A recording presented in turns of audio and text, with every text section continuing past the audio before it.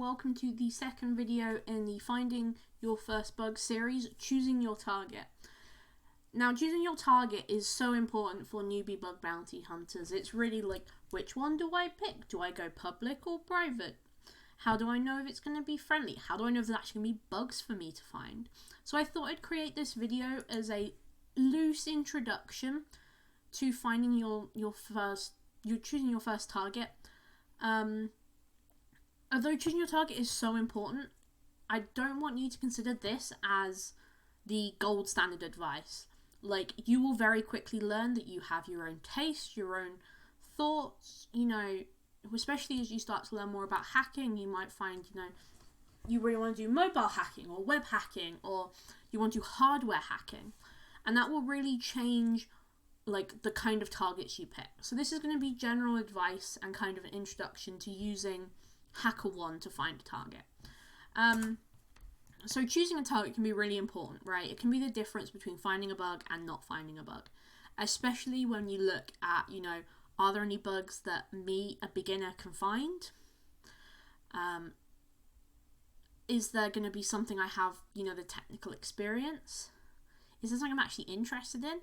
So this is really going to be an introduction to what should you consider, and I basically want you to be able to sit there and make your own checklist and say, this is what I look for when I want to hunt a bug, me, not anybody else. And I'm going to sort of talk you through the HackerOne directory and the program pages so you can figure out, of the options you have, which one you want to go for. So how do you find targets?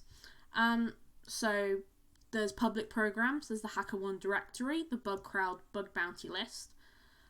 And there are other bug bounty services as well. Pick your favorite, look and see if they have a public list of all their customers. And a sort of pro tip from me, the Hacktivity, which is basically the list of recently disclosed bugs, can be so useful for finding bugs or finding targets, because you can see how they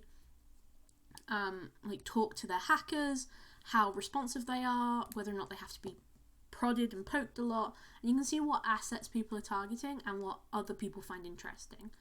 And then finally we have private programs, so they're invite only. However, on HackerOne you can do the CTF, and in my next video I'm going to be talking about IDORs, and I'm going to use the HackerOne CTF as an example. So you can use that video to find your first flags, and then use that to find your first bug. And if you find flags, you get points. Those points lead to private invites. And the more you hack, the more programs, more bugs you put in, the more invites you'll get anyway. And it'll start to snowball out of control. So why does it matter to choose the correct program? And when you're just starting out, bug bounties are intimidating. I know. I know it's super intimidating. I know. And I know that it's so overwhelming to see so many programs and so many products that you use and you trust to be like, well, there's no bugs in that. But you can really mitigate that feeling of intimidation by choosing a program that's responsive, someone who's going to talk to you, and somebody, if the person on the other end understands you're a newbie, they can be more descriptive in their responses. A scope you understand? If you've got the entire website in scope, that is completely overwhelming. You've got one app, it's a lot easier to approach that. And a target you're likely to find bugs on. There's no way, if you're just starting out, that you're going to be able to find, crazy remote code execution. You are not going to, you need to find an app that you can hack. So I'm going to give you a checkbox of things to look for, and I want you to add to that. I want you to create your own checklist, because I can't tell you what works for you. You find that. And the more experience you get, the more you'll understand what you want to look for versus what, all the options are. So let's look at what you should consider when you choose a program. And this is going to be a focus on beginners. If you're not a beginner, I'm sure you'll have way more preferences about what you look for. So I just want to encourage beginners. If you already know, this might not be the video for you. So let's took some considerations. What's in scope? Do I hack something large or something small when it comes to scope? Do I look at public versus private? And how is the team to work with? So my main advice is to play to your strengths. If you are already a web developer, focus on web development stuff, because your experience in web development will really help you. And if you're, working with code in your regular day, maybe you want to look for something with code in scope, right? You want to maybe find something you're more likely to find bugs. Large scopes, there's more bugs out there because it's just bigger. And what kind of competition you want. If you hack on hardware, if you hack on mobile apps, there's just less people to compete with, so you're more likely to find a bug. So what's in scope? So these are the type of assets you can usually find in scope. A domain, which is your standard web app. Other, which tends to be unrelated to a specific asset. If you really like recon, where you don't necessarily you're running kind of automated scans, or you're finding odd subdomains, you'll want to take a look at this, because this is where you'll report your weird things in recon. And then you also have stuff like Google dorking. So if you're finding some, credentials, this is where you report it to the other section.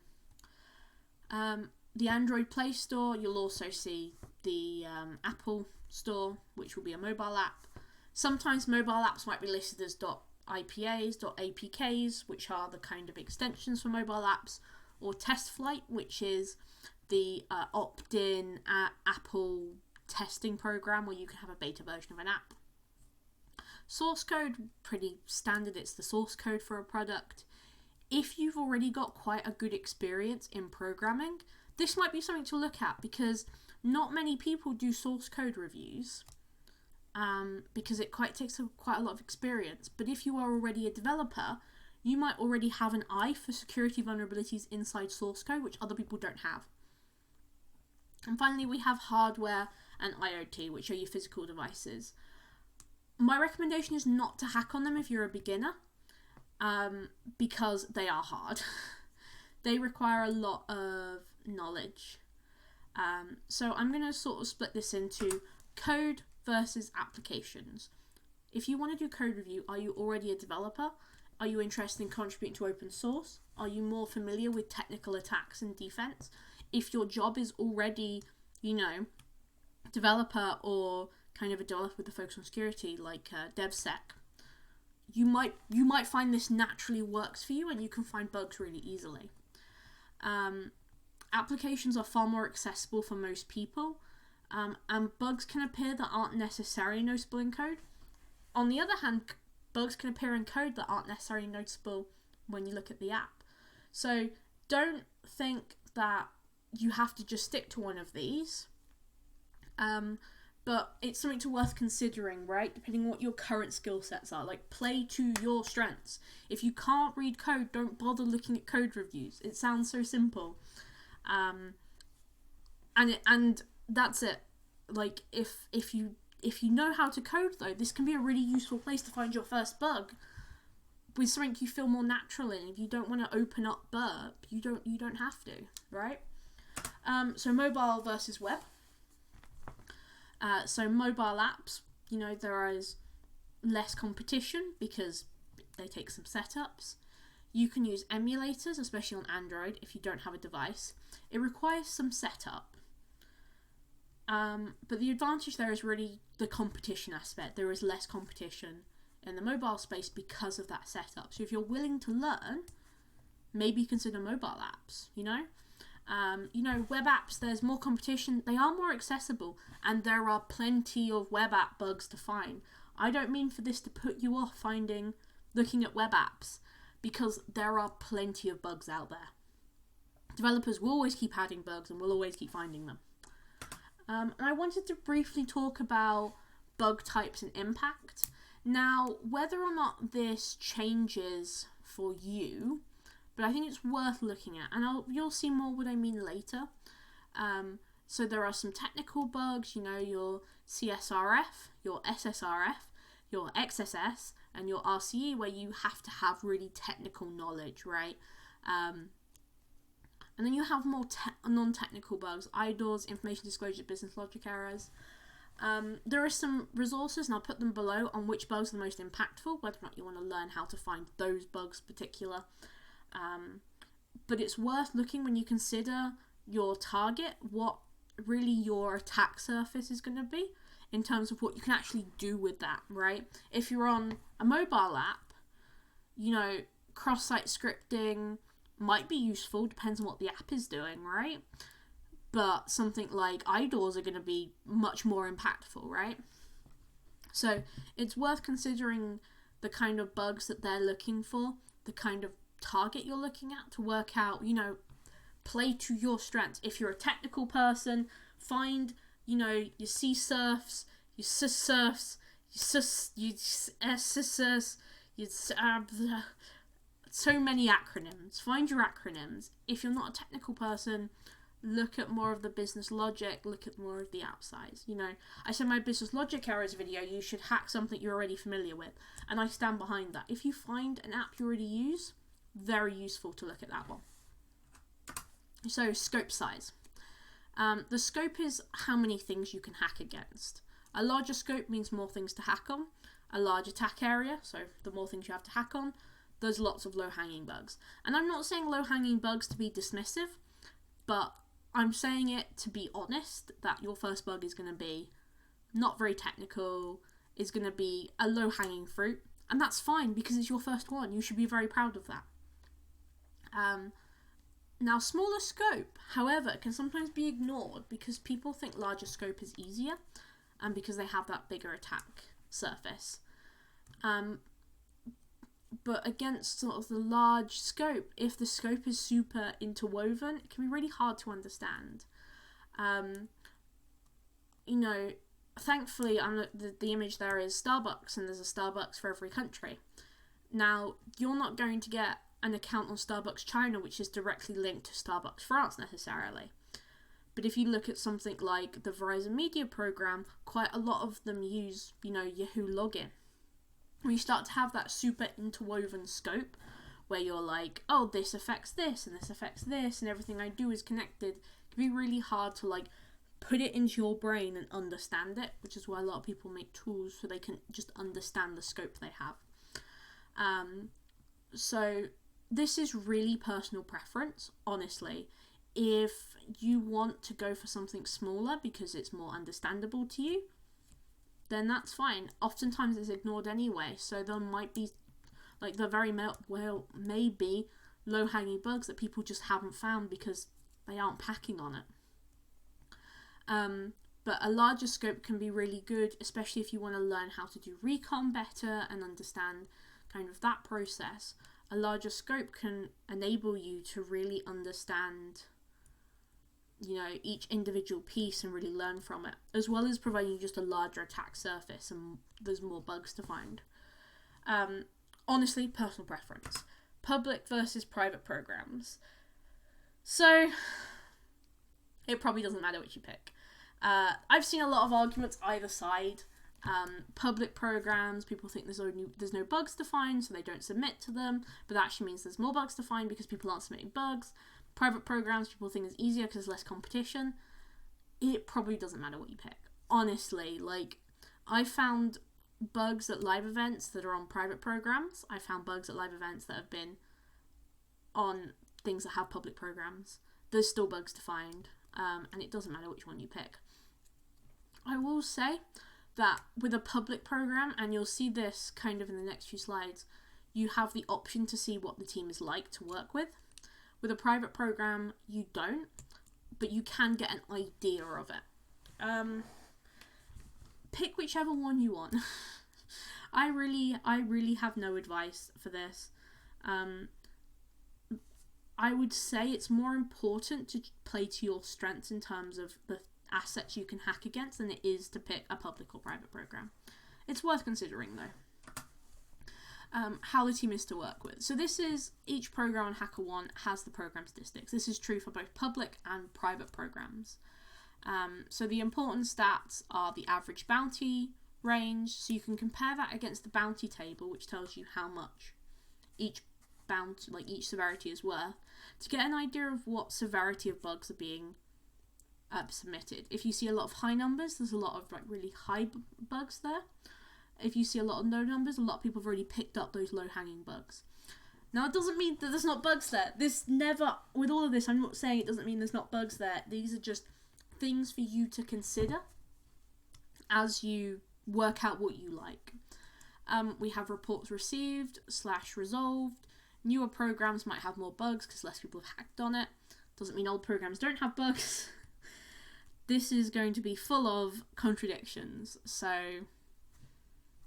what are you going to do? And the other one to note here is last report resolved, which just gives you an idea of how active they are. You know, if that's a month ago, that tells you a lot about how active they are, especially if you compare it to reports received in the last 90 days. You can kind of see how quick they are to respond. And it's really useful to see these statistics when you look at something like private programs, so you can see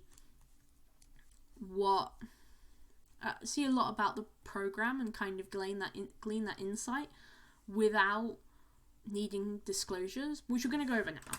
So, how the team is to work with disclosures. So, disclosures give you an insight on how the team is to work with, which is really important, because if you look at this image I posted, we have somebody who doesn't speak very good English, and the two people, the person here, the HackerOne staff who's working with this person, is trying to be as clear as possible, and that's really useful. So if the team is understanding, if they're professional, they're going to be great for beginners, especially if they're detailed when asking for more info. If the more professional they are to work with, you also have to be professional in return.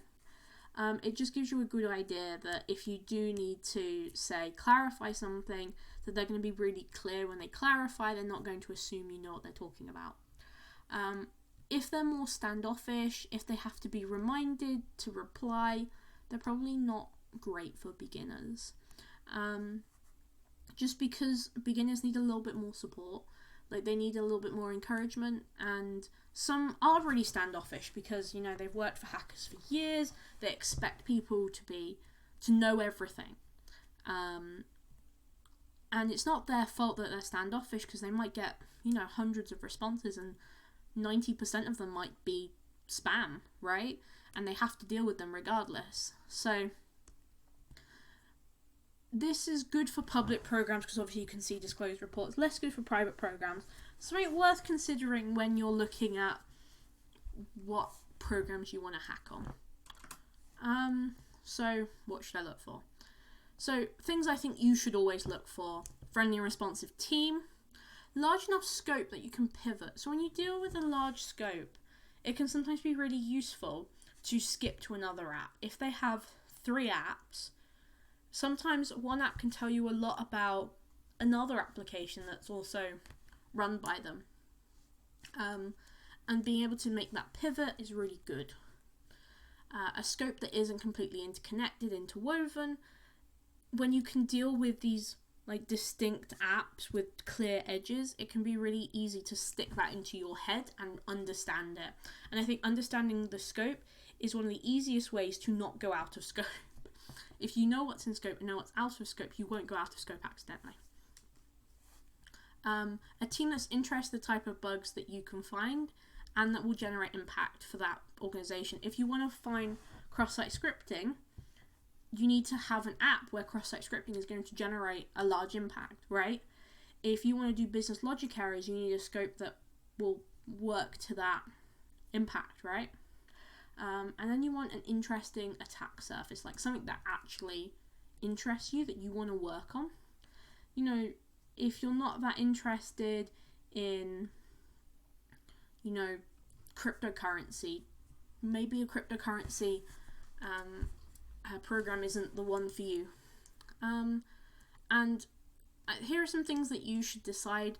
You should definitely add to this as you become more experienced. once you know what your strengths are, whether that's mobile apps, web apps, source code, IoT devices, as you gain that knowledge and that experience and you know what your strengths are, you can add to this and like dial down, not just the assets that play to your strengths, but the bugs that you're really good at finding, or whether or not what kind of recon you want to do, whether or not you do recon before you start hacking, and the more experience you get, the better you'll be at that. And whether or not you want to hack a public program or a private program, it is all personal preference. What I would pick for your first one is maybe go for a private program because there's less competition. But honestly, it doesn't matter. There's bugs to find on public programs because people think there's no bugs to find. Right, so with that in mind, let's look at the practical. So we're just going to be exploring HackerOne and HackerOne's directory and bug bounty pages. Okay, so this is the HackerOne directory page. We also have the Hacktivity page here, which is just loading. And we can kind of see we have some asset types here. We have some bounties minimum, bounties average, reports resolved. So let's take a look at one program. So let's say we want to make sure we have a web app to hack against, because that's what we're familiar with. And let's look at getting sort of a low average bounty, because then we can we know there's some low hanging fruit in there. So let's take a look at HackerOne's program. So the first thing we see here is the bounty program, the bounty table. So this is each domain and how much a critical, high, medium and low is worth. So this is important because we're probably going to be looking in these two categories here, medium and low.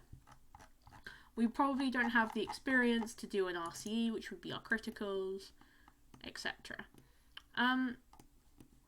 So we also have over here the response efficiency, and then the program statistics. So we've got a $500 average bounty, which suggests that most bounties are in the low, which is good because that's the kind of level we're looking at.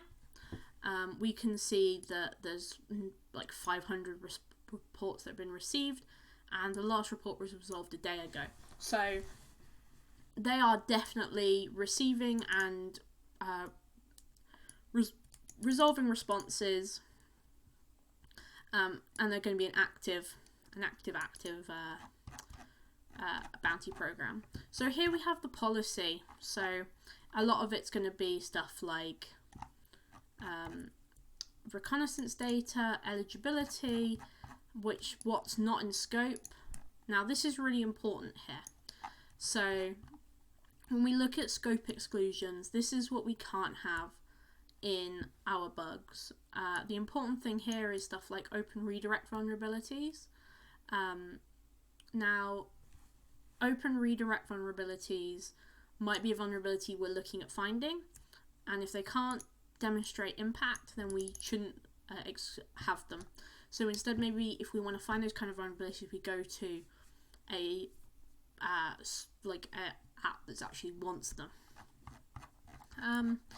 And here we have everything that's in scope. So we have a ton of things in scope. We can see here we have the domains, we have some out of scope domains. This is really important as well. We don't want to touch any of these. And everything's eligible for bounties. So with that in mind, we also have access to the Hacktivity here as well. So we can see what other people are, how other people have found. So let's have a look at this one. So here we have some GraphQL, and it's actually a very simple bug by the looks of it. It's really just putting in a query and getting a kind of disclosure that they're not necessarily interested in. So they've set it as a medium. It looks like it's been triaged as a low. So now what we want to look for is what the people, or what HackerOne looks like to work with. So we have they look very professional. They've asked for a POC. They've kind of referred to other reports here, although they've forwarded it to the internal team, and this is the example in my slides. So we seem to have, they're very patient.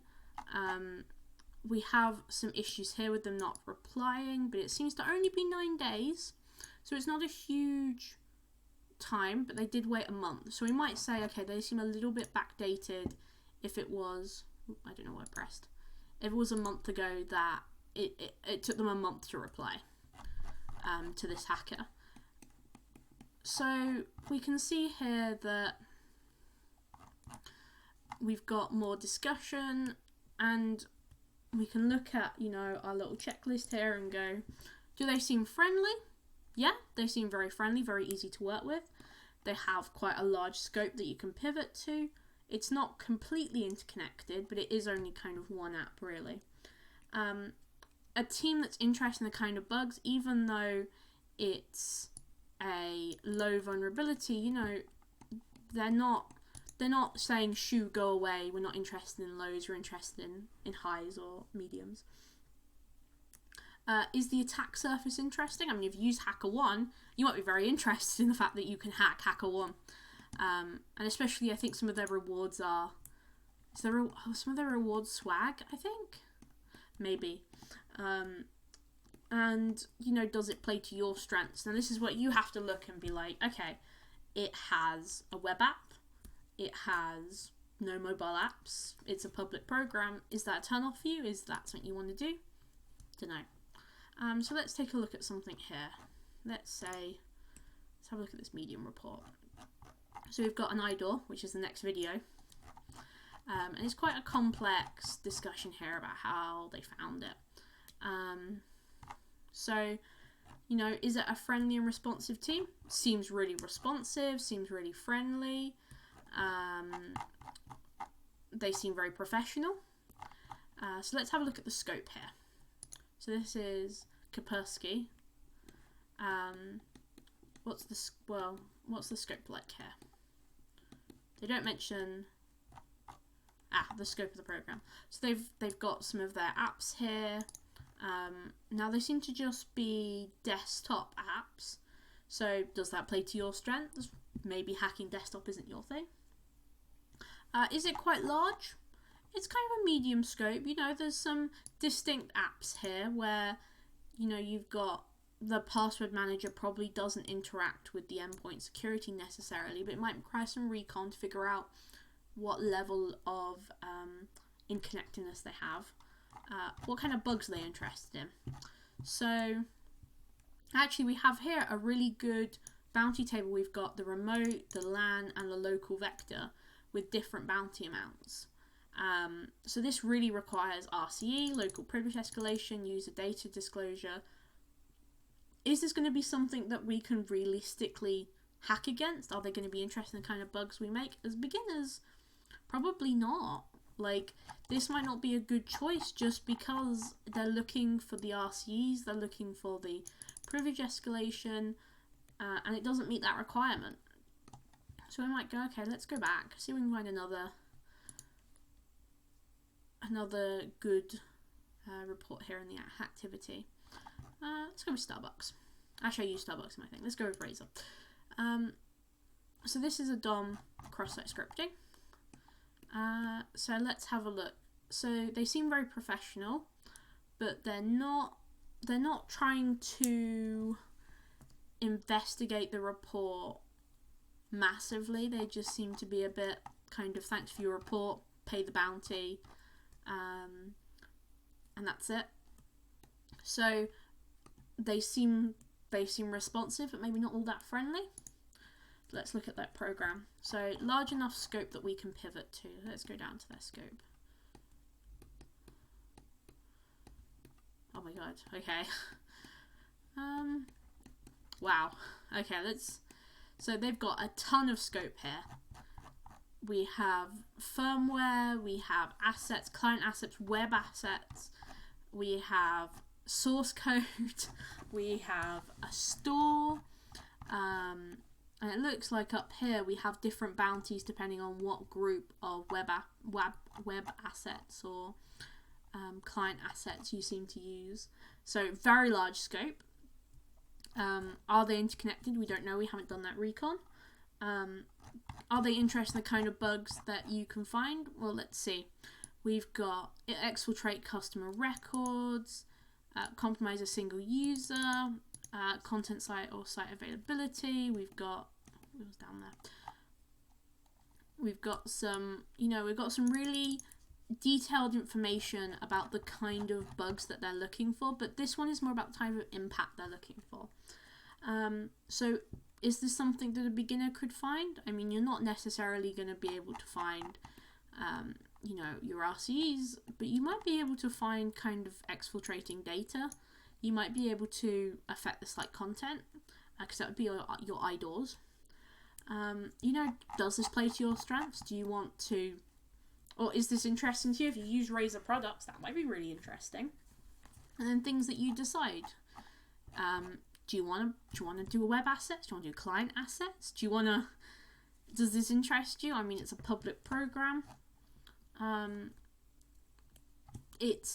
This is what I mean by kind of evaluating what you want and what a program might give you. So I look at this and I go, it's probably not for me, simply because there's so much, I like to hack with large API. It doesn't look like it has quite a large API. It looks like it's more individual websites. So maybe for me, I might go, yeah, I'm not that interested. But for you, maybe you really like that idea. And when it comes to deciding about kind of what you want to hack on, that's what's important. It's finding something that works for you. So that's the end of the video. I hope that you found it somewhat interesting. I hope that you found it somewhat interesting and it's been useful. I hope that this enables you to pick your first bounty program. If it helps, my first bugs were all on live events, so I didn't have a choice. So you could also just pick randomly and find your first bug there. And the entire video is pointless. So I hope you have a great day. I hope this is useful. Thank you very much for watching, and I will see you next time.